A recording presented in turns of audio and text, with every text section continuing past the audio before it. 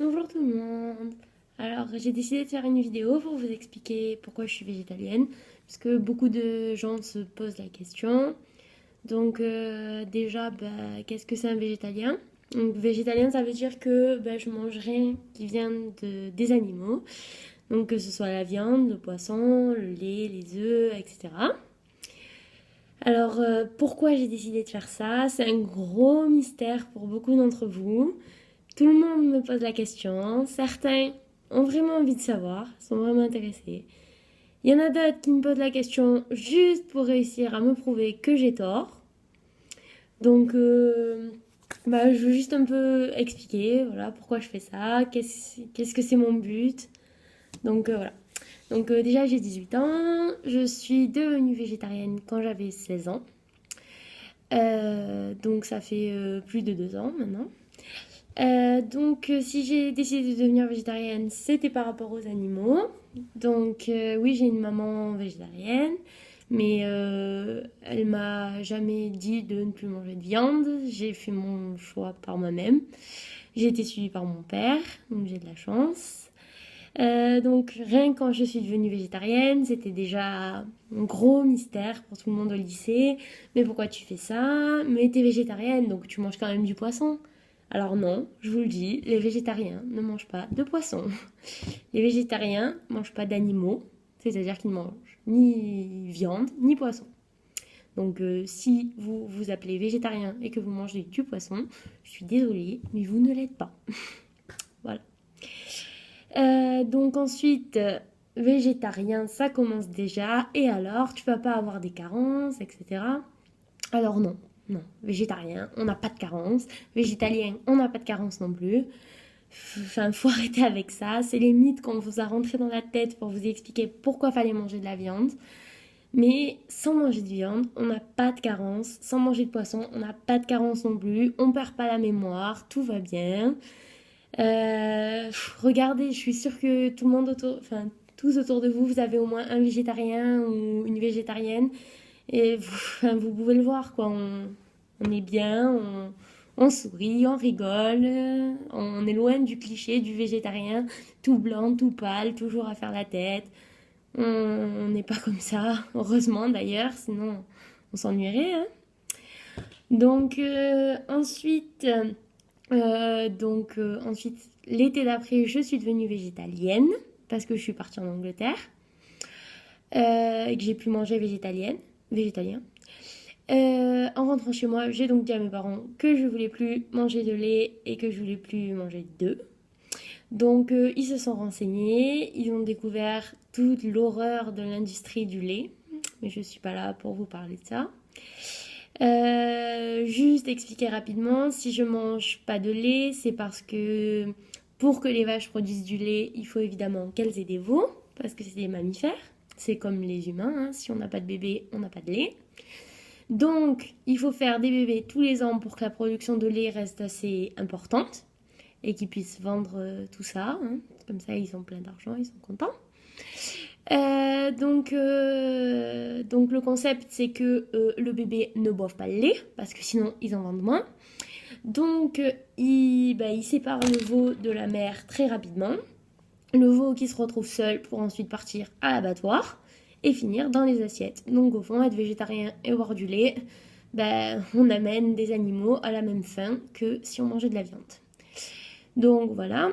Et pour l'industrie des œufs, c'est le fait que vous allez me dire oui, mais les œufs ils sont pas fécondés, c'est pas des animaux. Oui, d'accord, c'est pas des animaux. Mais dans les industries, que ce soit bio ou pas bio d'ailleurs, ils sont obligés de renouveler leur élevage tous les 13 mois. Donc quand ils renouvellent leur élevage, les poules partent toutes à l'abattoir. Et quand ils ont besoin de renouveler, ils font féconder des œufs, ils récupèrent les poussins. Et ensuite, ils gardent que des poussins femelles et tous les poussins mâles finissent gazés ou broyés pour finir dans vos nuggets. Voilà. Donc, au final, ça amène toujours les animaux à la même fin, qui est la mort et la rentabilité pour les fermiers, hein, voilà. C'est malheureux. Alors, les élevages bio, c'est exactement la même chose. C'est pas parce que un cochon ou une vache a été élevé en plein air que je vais décider que je le mange, hein, si tant est qu'il a été élevé en plein air et qu'il soit pas juste appelé bio parce qu'il a mangé des céréales bio, hein. Donc c'est peut-être meilleur pour la santé. Déjà, j'en suis pas sûre. Mais en tout cas, ce qui est sûr, c'est que moi, le bio, ça change rien, hein. Quand l'animal est mort, il est mort.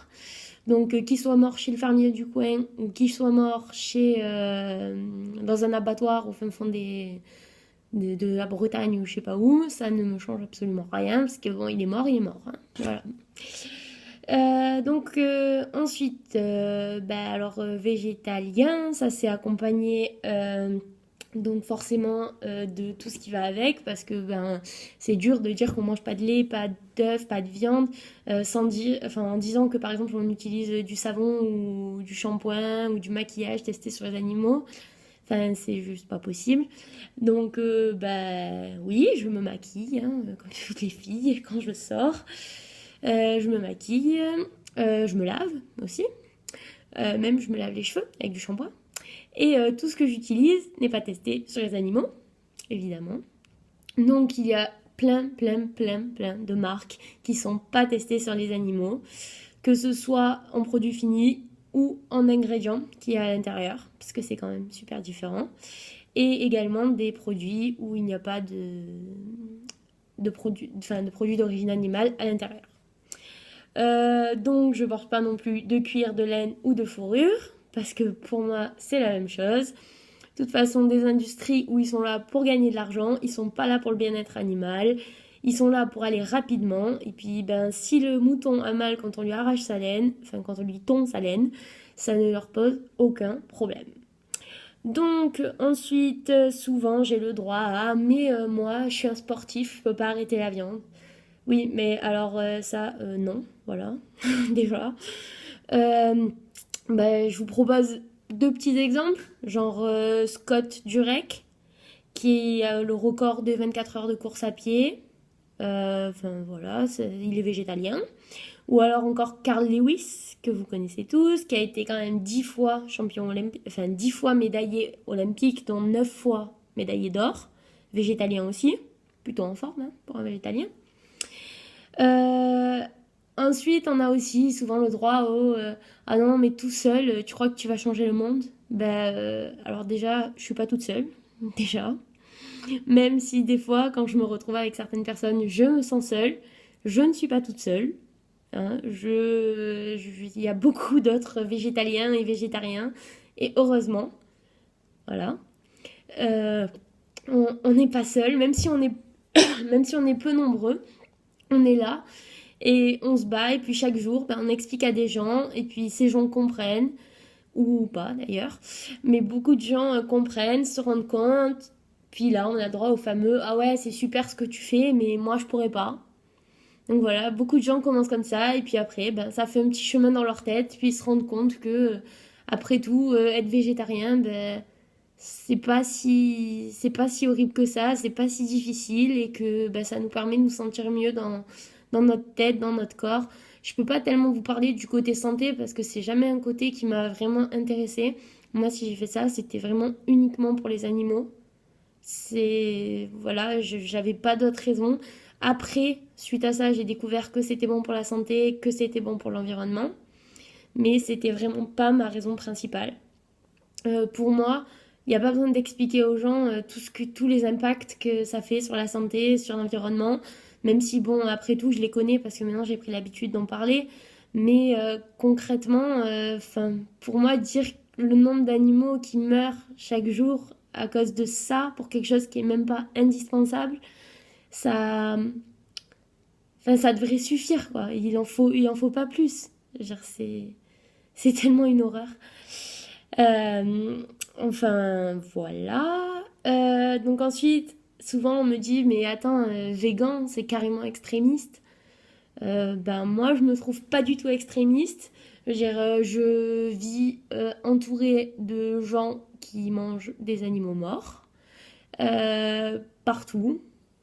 Partout, voilà. Dès que je marche dans la rue, je suis pas là à crier sur toutes les boutiques qui vendent soit de la fourrure, soit du cuir, soit devant les boucheries. même si j'en pense pas moins quand je passe devant. Je veux dire, je me sens pas du tout extrémiste, je me sens juste en accord avec mes idées.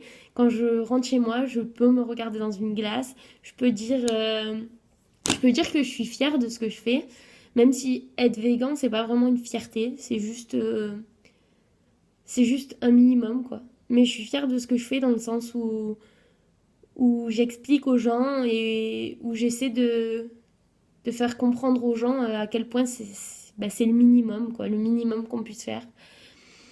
À quel point on n'a pas le droit de décider qui a le droit de vivre, qui n'a pas le droit. Et donc voilà, non, je me sens pas du tout extrémiste. Je veux dire, enfin, je mange à des tables où des gens mangent de la viande. Je veux dire, je suis pas là à les insulter. Voilà, non, c'est pas de l'extrémisme de juste décider de changer mon mode de vie et d'essayer de faire comprendre aux gens pourquoi je l'ai changé. Je vois aucun extrémisme dans tout ça. Pour moi, l'extrémisme, c'est plutôt tous ces fermiers qui cherchent tous ces agriculteurs qui cherchent à faire du bénéfice coûte que coûte. Je veux dire, je suis dans des études de biologie, d'agronomie et pour être vétérinaire. Et je veux dire, on a fait un cours sur la vache et on avait une partie, c'était la vache un objet technologique au service de l'homme. Je veux dire, pour moi, on ne peut pas appeler une vache un objet technologique. Non, c'est pas possible. Une vache, c'est pas un objet. C'est-à-dire, Enfin voilà, si vous appelez ça de l'extrémisme, bon ben ok, je suis extrémiste, y a pas de problème. Hein. Je veux dire, si vous trouvez que par contre séparer les veaux de leur mère 2 jours après leur naissance, que tuer des animaux à la chaîne, ça c'est pas extrémiste, ben alors on n'a juste pas la même vision des choses. Euh, et alors ensuite, pour finir, juste s'il vous plaît, arrêtez avec cette carotte. Une carotte, ça ne crie pas. Ça ne crie pas. Ça ne criera jamais. Voilà. Quand on cuit une carotte, elle ne souffre pas parce qu'une carotte, ça n'a pas de système nerveux. S'il vous plaît, arrêtez.